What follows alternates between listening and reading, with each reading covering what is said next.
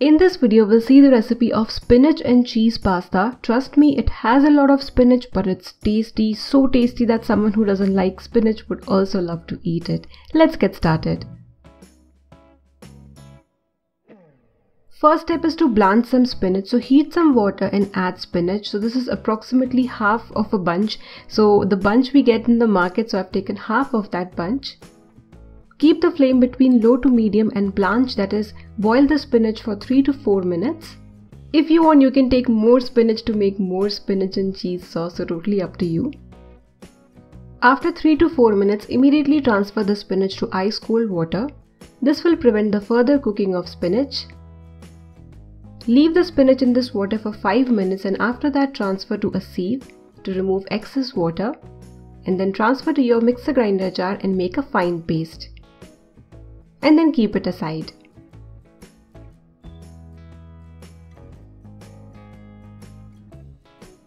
Now to boil pasta, bring some water to a boil and add some salt. Then add 1 cup pasta. You can use your favorite pasta, fusilli, penne, macaroni, whichever you like.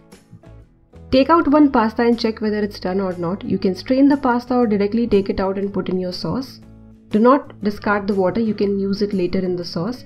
Now in another pan, heat some oil and add 1 tablespoon finely chopped garlic and saute for 10 to 15 seconds between low to medium flame or till the raw smell of the garlic is gone, and then add the prepared spinach paste.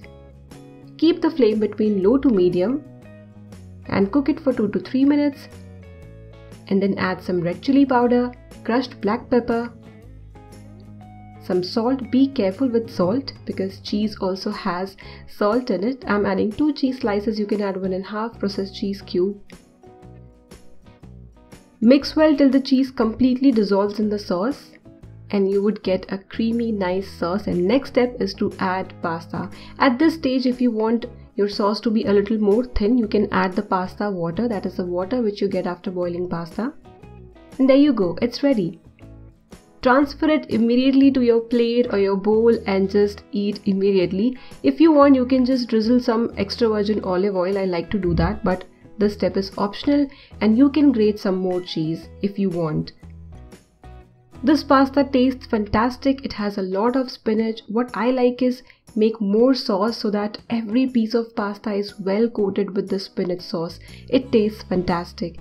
Give this recipe a try and enjoy.